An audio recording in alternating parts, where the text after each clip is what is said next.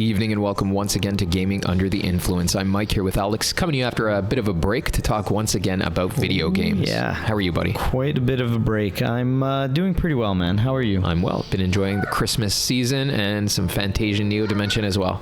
Oh, definitely, man. That's great. I've been playing quite a few things probably over the break. Played the original Final Fantasy straight through. Took about 15 or 16 hours. I platinumed Bloodborne. Not the whole thing, but I managed to clean it up and finish that. So that was awesome. I got my first 2 platinum trophies. Wonderful. Wild. Congratulations. And now I'm going to play Dark Souls 2, I think. It's a good investment of time. Yeah. I like 2 a lot in spite of what the fans say, but good, man. Glad to hear that. Yeah, good stuff. It's a good time to be playing Japanese games, and I think it's as good a time in all of history to be playing JRPGs specifically. I don't know if you've noticed, but for a long time actually, but in the past couple of years especially, there's been something of a resurgence for this genre, and in December and in the coming couple of months, this seems to be coming to a head for me. It's densely packed with a few titles that I'm surprised to see. Yeah, I didn't even realize that this, early this year that basically the releases are stacked. There's a ton of JRPGs coming out, and I had no idea until we looked it up before we started recording this video. It is pretty cool, and this has led me to consider that, there's a lot of talk about the trajectory of the video game industry these days.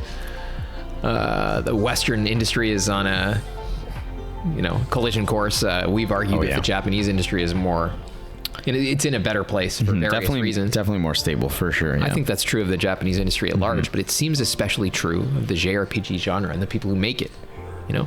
I've noticed this profuse quantity of not only original titles, even sometimes original IPs from JRPG makers, but the republication of old games that I can't imagine, a vast audience is begging for at this time. Yeah, it's crazy. I mean, we're pretty old, and some of these games like Suikoden, for example, predate us by a pretty large margin. Literally older than both of us. It's it's interesting to see. Like, I heard nothing about this, but I saw that they were remastering it for PS5 this year. I thought that was strange. I was considering buying the old ones on eBay, actually. That's how I found out about the remaster. So I'm just thinking to myself, like, it's an odd thing in the video game industry to see something like the JRPG genre, which has been persisting for 30 years. Decades. Since before we were born, since the video game medium came into existence, even probably, there's been something like a JRPG associated with it. So the JRPG has been around for a long time too, and the people even making the JRPG has been around since the beginning as well. Yeah, a lot of these games are being made in, I think, the same studios, right? By the same studios and the same people, company, a lot of the same people. Exactly. So you got to stop and ask yourself, like, how does this come to pass in an industry that's notorious for, like, just ups and downs, moving through people like nothing, and for all these ups and downs and crashes and booms, right? There's this stability, this healthfulness to the JRPG genre, which you don't really see anywhere else, And that's what struck me about the list before us today of the JRPGs coming out just in the first couple of months of 2025, up until the end of March, right. I mentioned that I'm currently playing Fantasia, which I'm enjoying a lot. It's got a lot of unique mechanics I think we're going to have to treat in a separate video because it would take all day just to talk about that. Definitely. But it's one of the best JRPGs I've ever played personally, and artistically it is perhaps the best one. That's nuts and crazy that it came out of basically being locked into the Apple, jail ecosystem. It is crazy. It is crazy, and I'm good to hear. I hope it succeeds, or at least sells on the consoles it was released on in December, because it would, maybe they can stimulate keep going, the production work of on another one. Exactly. Like that. Yeah. But what I really like is that something like this exists at all.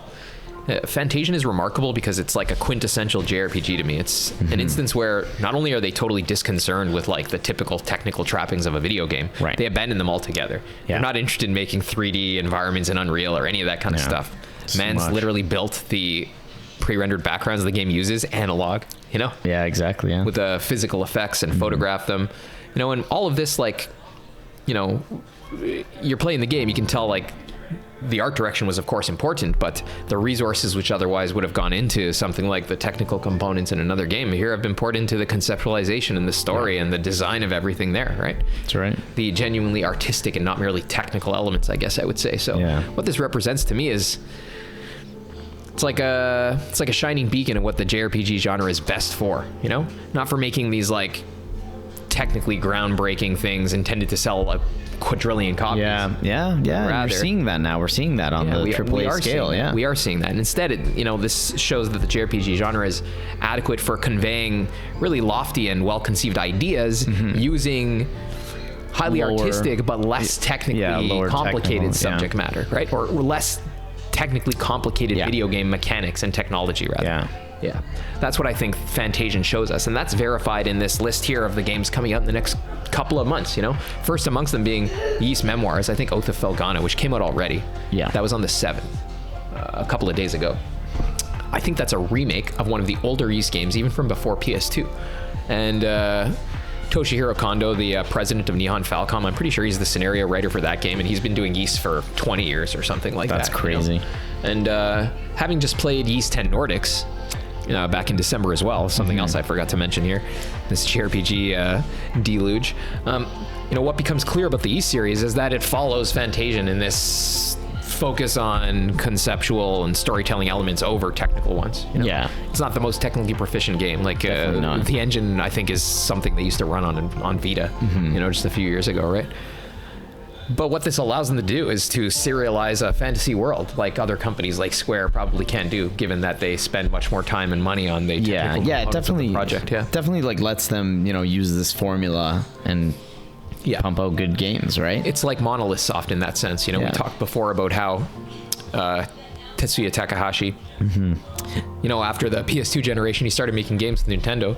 And what this did is it allowed the studio to stop focusing so much on technical innovation and instead to design these grand, epic stories with science fictional and religious elements and stuff like that. So I think Ys, the Xeno games, Fantasian, which I just referred to, all of these demonstrate what I think is the special strength of the JRPG genre. It's this way in which it lets the creators think less about technical and material components, even less about gameplay, because it's turn-based and simplified and menu-based, right? Instead to focus on the world building. So it makes sense, and it's interesting even in games like Dragon Quest XI that gave you the 2D mode, because they recognize that people enjoy that's this cool style too. You're right. of that's cool too. Yeah. I think that there's an acknowledgement in such a genre that the representation is symbolic, so nobody's trying too hard to convince you it's real, right? Exactly. They understand that they're signifying something instead of making you feel like it's actually occurring before you. So this you can kind of as your direct control over the bodily actions of the character increases, the epicness of the stuff they can depict decreases, right? Yeah, exactly. Because that's you a good way to correlate it. Yeah, exactly. You become more and more focused on controlling the bodily actions of one man. How can you focus on some cosmological scope, except where there's tension between those two parts, right?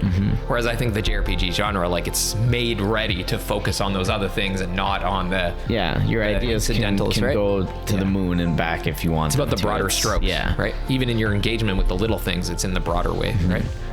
Kind of like you're calling out orders to somebody instead of enacting them yourself. But continuing with this, we have Tales of Grace's F remastered, and I think that's in February, which is a remaster of a PS3 era Tales game. Yes. Also verifying all the same things I just said about these other series. I think recently with the rise, Tales has upped its budget and production value a bit in the more recent entries. And one thing I like a little bit less about the Tales series is they don't really have a central figure, no creative figure involved. They have a couple of returning writers and artists, but it's not like we can say, Xeno is from Takahashi. Right. Fantasian and Final Fantasy are from Sakaguchi. It's not like that, really, right? It's more like a corporatized brand, but nonetheless, I hear that this was one of the better entries in the series, and the fact that it's even coming out speaks to the healthfulness of this genre, right? Yeah, that's the important thing. I think it's not this is no Fortnite. It's not a Call of Duty. It's never going to be the most popular game in the world. But what it has been is stable, and it's going to persist long after probably those games too. True, man. Reason, to its credit, that's no joke. Going, spanning three decades. Like you said, the industry, as you're seeing in the West, is very up and down and very unhealthy, I would say, right now. Pretty sure the Ys games, the first Ys games came out for Windows PC in the 80s, dude. Yeah, you know what I mean? Yeah. The Tales games came out, I don't even know what the first console was, but there was Tales games on GameCube, on PS2. Yep. Right? Even the Xeno series started on the PS1, right? Yeah, Xenogears, correct. all that started with Sakaguchi pretty much, and all those people were in his circle. But the remarkable thing all of this demonstrates is once again the fact that, you know, this genre may be low spec, it may not be the most popular one, but it keeps coming out, man. These games are healthy enough for them to be republishing something like this. It's very strange. And, you know? and they seem to be all bunched up in the beginning of this year, which is cool because there's not, you know, a ton of, there's not really any big AAA releases or anything to compete with, right? That's right. So if you got nothing else to play, just pick up one of these JRPGs and give them a shot, right? For sure. And we'll rattle off a couple more of these just to get through them before we're done talking. But we also have The Legend of Heroes Trails Through Daybreak 2, which is a follow-up to their previous game from last year, Trails. This game also coming from Nihon Falcom, same people who do Ys. Right on. So they're a prolific company, obviously, right? Every year they got a couple of things coming out. Oh, yeah. All in this sort of lower spec, but high quality storytelling range, you know? They also have the Suikoden 1 and 2 remaster, which we mentioned a little bit ago. Yeah, that came out of nowhere for me because I've only heard old people talk about like Suikoden because it's an old game. People really who are old to us. Yeah. Old, man. That's old. You know, yeah, we're old. Yeah. So that's crazy that whoever, you know, however this came to be, that it's here and I'll pick it up. Doesn't this speak to what we're trying to assert? Like there's a healthfulness and persistence to this genre, totally apart from commercial and technological circumstances. Oh, absolutely. If you talk to like, you know, a ton of people you know in real life who even have I wouldn't know PS5. one person who would know what that is. If they have a PS5 and play video games, they'd still be like, what are you talking about? Yeah, not one person. We got Xenoblade Chronicles X too. That's another amazing. one. It's like, what are you talking about, right? So happy about that. You know? I had a feeling it was coming, but yeah, it's the only one not on the Switch. Exactly, yeah. I'm looking forward to. I've never actually played that one. It's the only one I've never tried or played. I picked up a copy 2 years ago, but I haven't really played it either. It's long, but it's got mech control and all this cool stuff. Yeah. Very cool. A lot of people say it's like the satisfaction of all the ideas from the original Xenogears. Oh, yeah? Because you had mech combat and stuff. Yeah. Then you got Atelier Yumiya as well. Yep. These are getting closer to March. Another Atelier game. I think this is starting a new story arc. And Atelier is another game from a company sort of like Nihon Falcom in that they produce these like serialized games. Right. Kind of with self-contained little arcs. Like they'll produce 3 games within a self-contained some and then make a new one, you know? Yeah. So there are like sequels, but there's like little self-contained stories and then you move on to the next trilogies and whatnot. That's right, yeah. But also, again, another story, you know, this company's been around forever. The guy who does the scenario on those games has been around forever since the very beginning, right? Interesting. All of these games made by the same kind of people and the same companies forever. You know, that's crazy. None of them are celebrities. None of them are making the most money in the industry. Yeah, most people don't know who the heck they are at all. It's obscure stuff, but it's got a persistence to it, you know? What is this, right? Like, I guess I'm trying to... It's probably also popular in Japan too and stuff, but it's cool that we're seeing all this stuff come here now too, right? That it can...